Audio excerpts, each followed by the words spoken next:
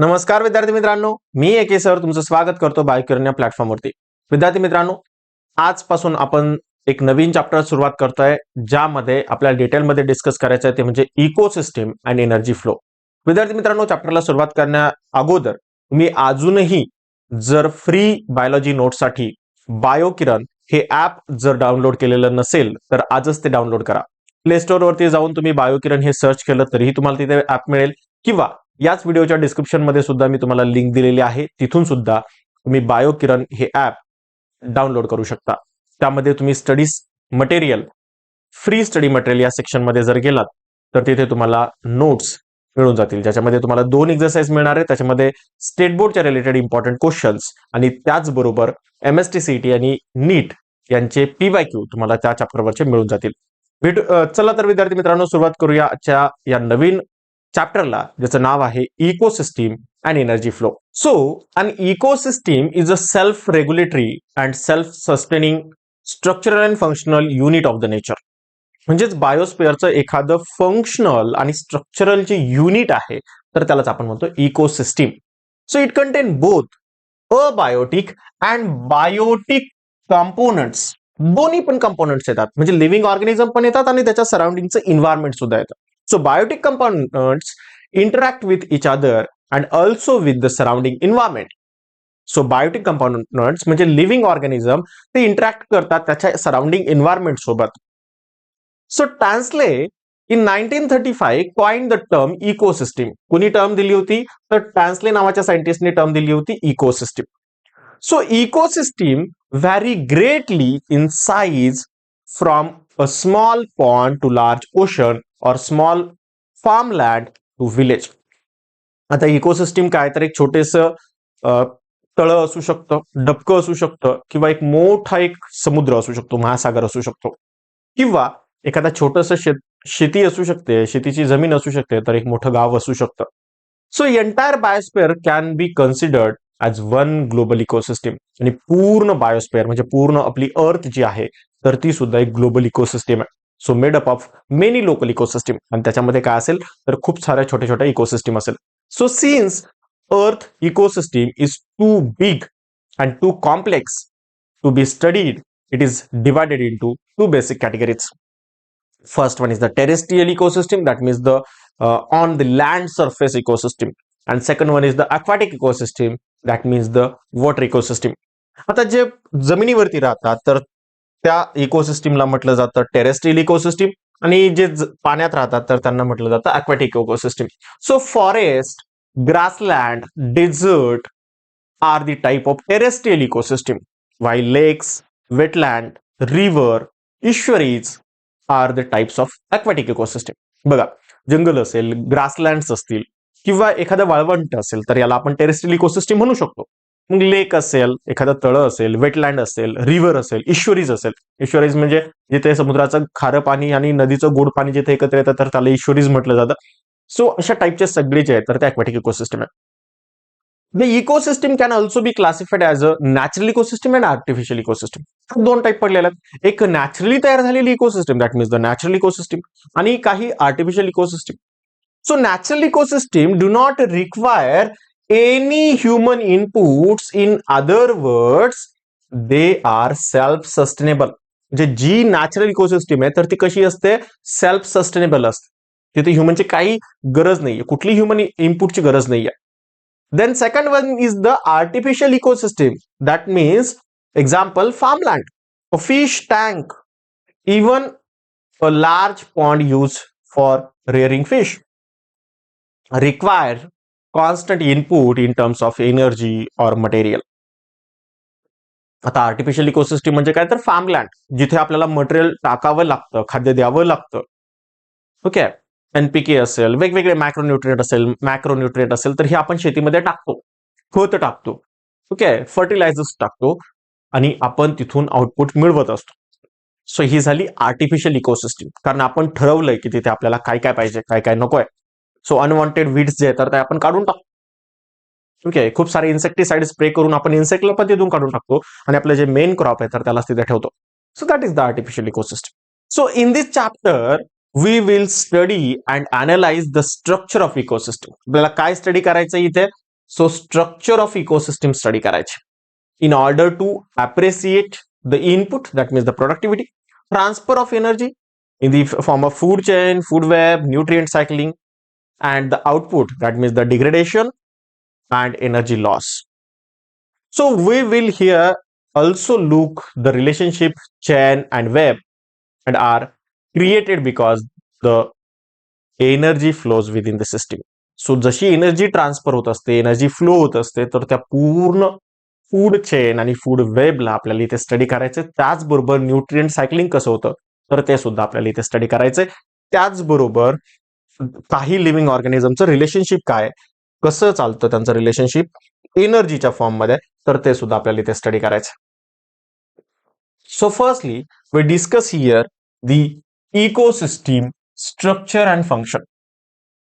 So we have already studied the various biotic and abiotic component of the environment. पण खूप सारे study मागच्या chapter मध्ये study केल्यात. लिव्हिंग ऑर्गॅनिझम कुठले आहेत, नॉन लिव्हिंग कुठले आहेत, म्हणजेच बायोटिक कुठले आहेत, नॉन बायोटिक किंवा अबायोटिक कुठले आहेत. So we know that all these biotic and abiotic components influence each other आणि प्रत्येकाला एकमेकांची गरज असते. So let us now look at these component with an integrated approach and see how the flow of energy take place in ecosystem. So interaction of biotic and abiotic components result in the physical structure that is characteristics for each type of ecosystem. So सगळे Biotique असेल, abiotic असेल आणि त्यांच्या दोघांचं interaction असेल. So याचं सगळ्याच टाईपचं जे रिलेशन आहे तर ते एक इकोसिस्टम तयार करण्यासाठी इम्पॉर्टंट आहे.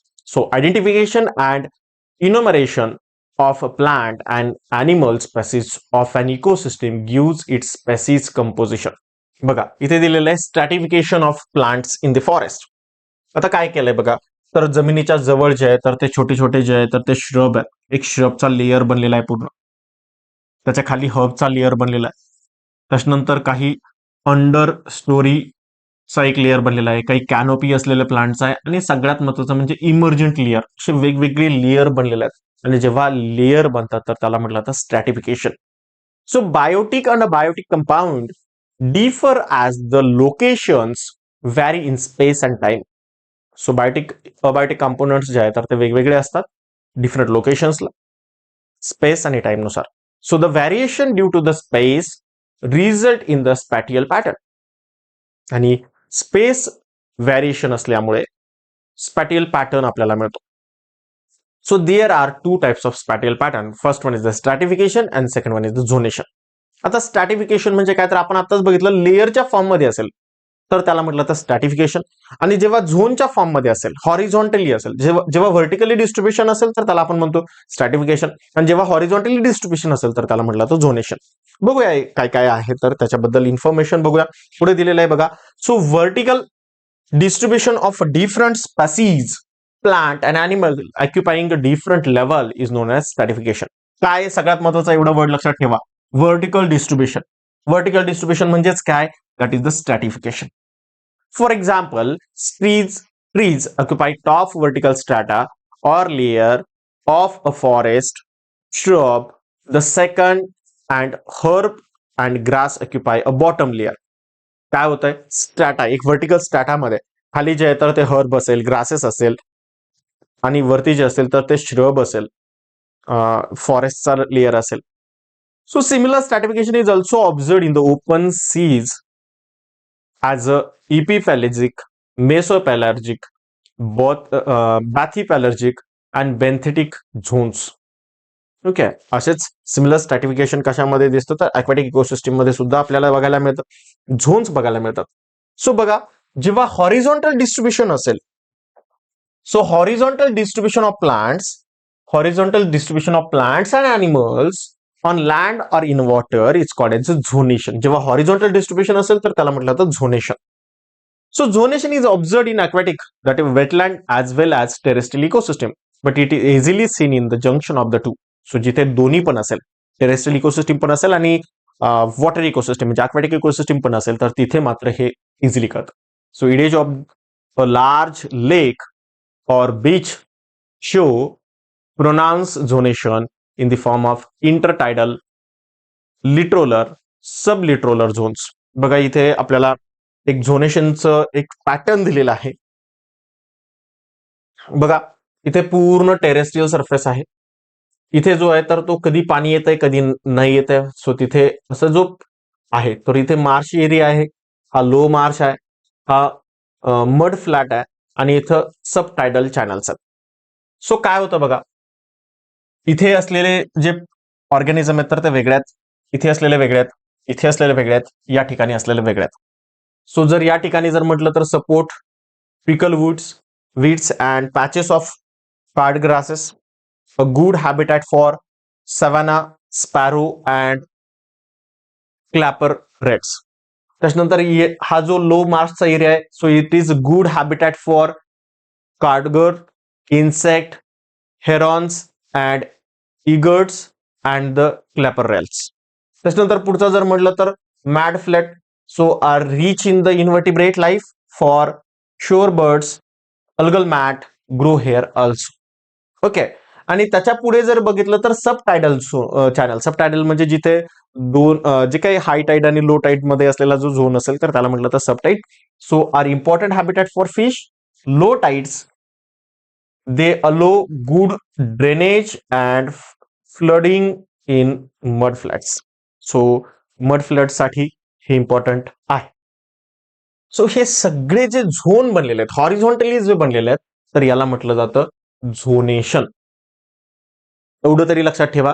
व्हर्टिकल डिफरन्सिएशन असेल तर स्ट्रॅटिफिकेशन, हॉरिझॉन्टल डिफरन्सिएशन असेल तर झोनेशन. ऍटलीस्ट एवढं जरी लक्षात ठेवलं तरी सफिशियंट आहे, कारण याच्यावरती 1 मार्काचा क्वेश्चन इथे बनत असतो. पुढे आपल्याला दिलेला आहे बघा, biotic and abiotic component of an ecosystem are all link together to function as a ecosystem unit through various process like productivity, decomposition, nutrient cycling and energy flow. So इकोसिस्टमचे जे युनिट्स आहेत तर त्यामध्ये आपल्याला खूप साऱ्या प्रोसेसेस स्टडी कराव्या लागतात, ज्याच्यामध्ये प्रोडक्टिव्हिटी असेल, डिकम्पोजिशन असेल, nutrient cycling and energy flow. So in fact these are functional aspect of the ecosystem. So हेच काय तर फंक्शनल ऍस्पेक्ट आहेत इकोसिस्टमचे.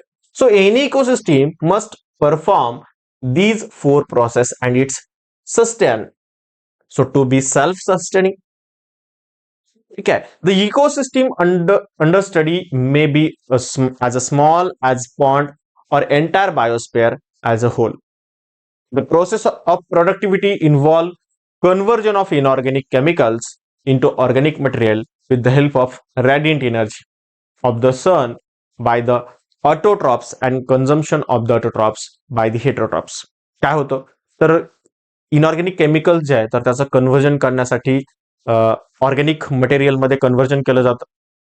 त्यानंतर हे ऑर्गॅनिक मटेरियलमध्ये कन्व्हर्ट केल्यानंतर रॅडियंट एनर्जी जी असते तर त्याचा यूज करून सन पासून निघालेली एनर्जी ऑटोट्रॉप्स कंझ्युम करतात.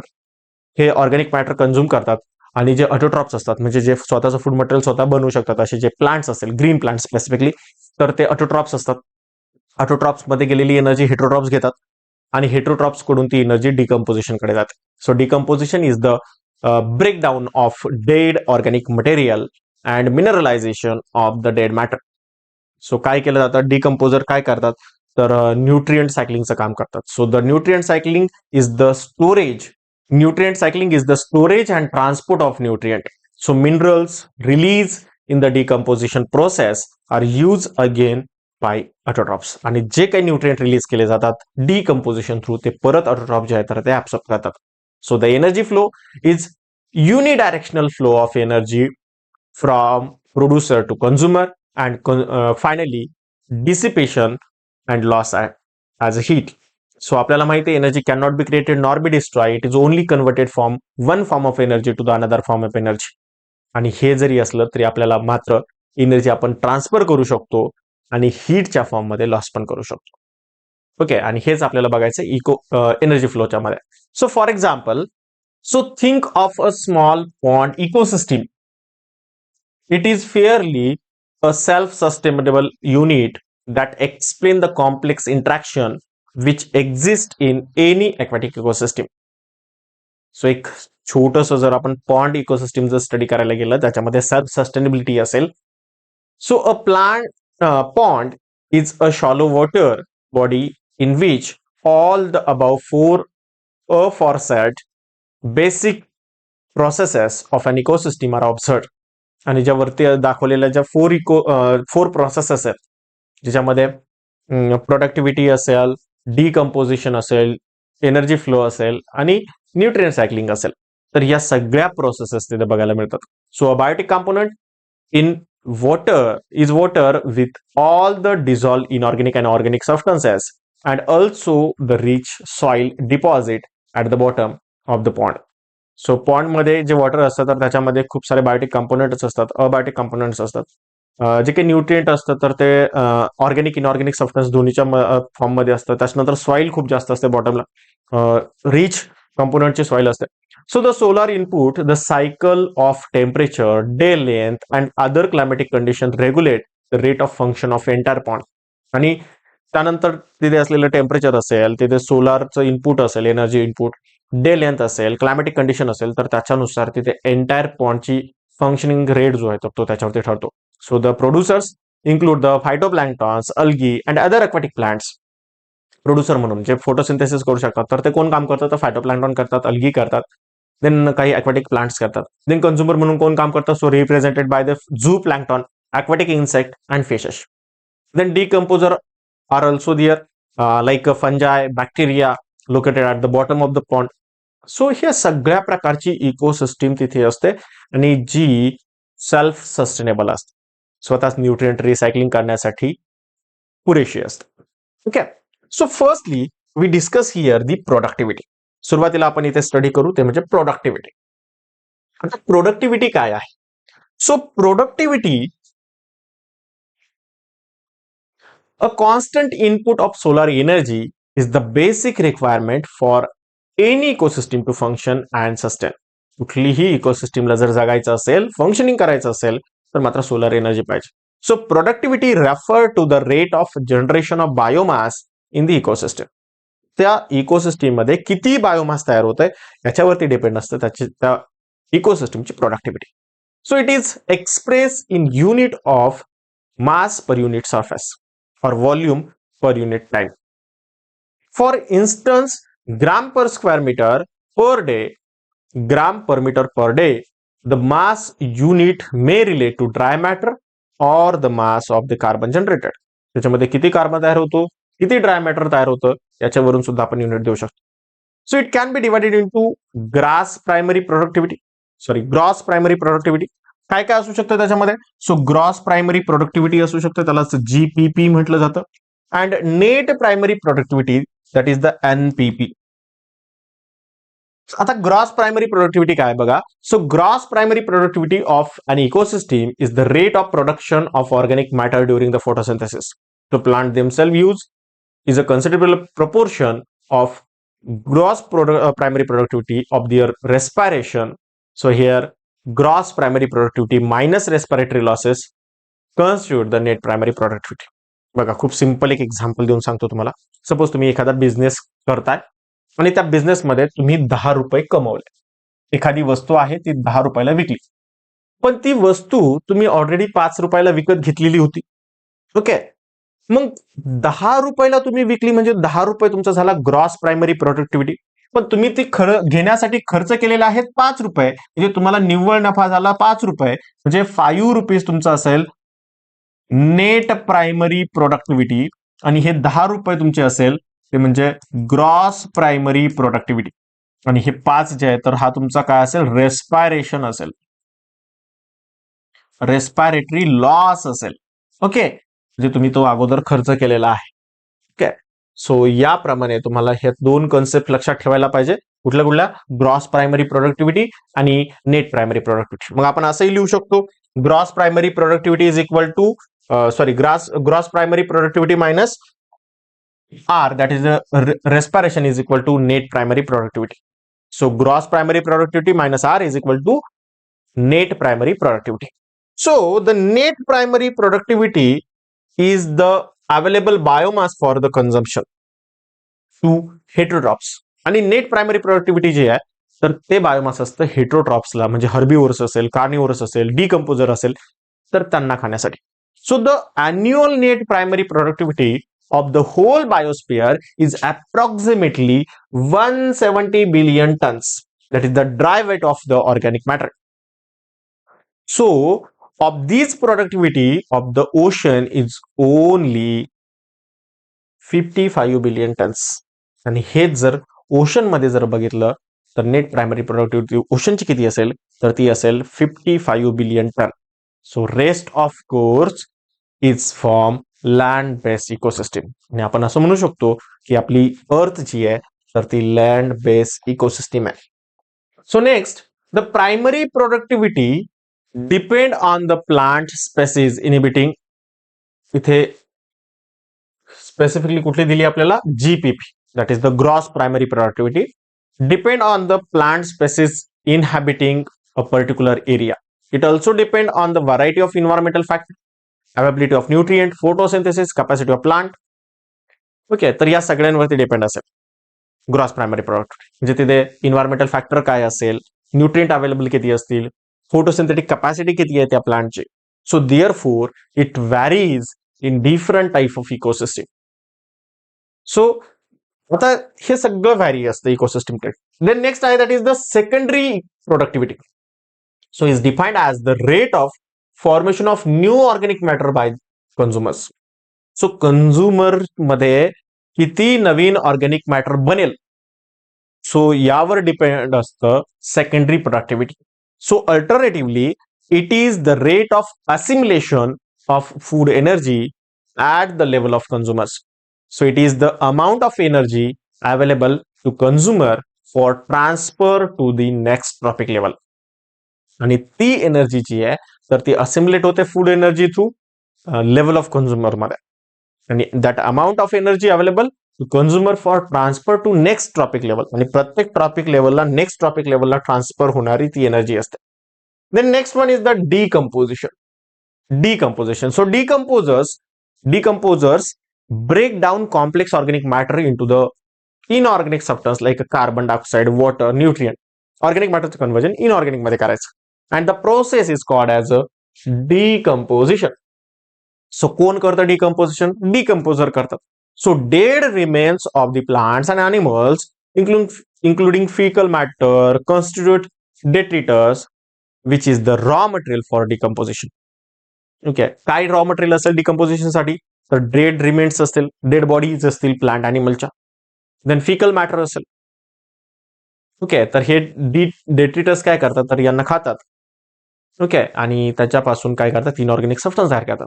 So the important step in the process of decomposition are fragmentation. कुठल्या कुठल्या स्टेप आहे तर फ्रॅगमेंटेशन आहे जे तुकडे करणे, देन लिचिंग, देन कॅटाबॉलिझम, ह्युमिफिकेशन आणि मिनरलायझेशन. सो या सगळ्या प्रोसेसेस डिकम्पोजिशन मध्ये केल्या जातात.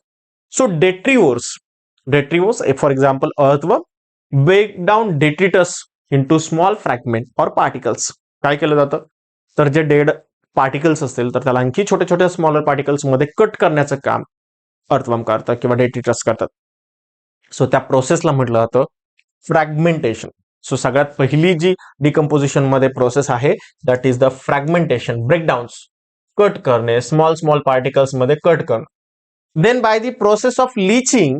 आता लिचिंग काय, so water soluble inorganic nutrient go down that percolate into a soil horizon and get precipitate as a unavailable salt. So काय करतं तर जे वॉटर सोल्युबल इनऑर्गॅनिक न्यूट्रिएंट्स आहेत तर ते खाली जातात जमिनीमध्ये आणि ते प्रेसिपिटेट म्हणून तयार होतात सॉल्टच्या फॉर्म मध्ये. So bacterial and fungal enzyme degrade detritus into simple inorganic substance.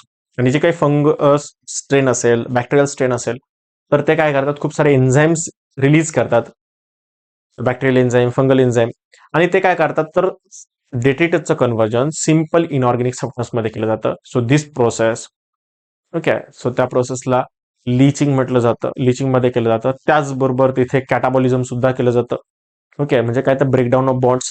So it is important to note that all above step in the decomposition operate simultaneously in the detritus. बघा एक figure दिलेली आहे आपल्याला, एक cycle दिलेली आहे. Figure म्हणण्यापेक्षा मी cycle म्हणेल त्याला. सो डिकम्पोजिशन सायकल काय केलंय बघा तर फॉर एक्झाम्पल एक प्लांट आहे, a tree grow in the soil, soil वरती जगताय, त्याच्यावरती एक पान खाली पडलंय त्याच, so a leaf falling on the ground. So काय केलं, तर इथे एक कॅटरपिलर आहे, कॅटरपिलरनी some nutrients leach in to the soil by chemical action, soil मध्ये गेलं.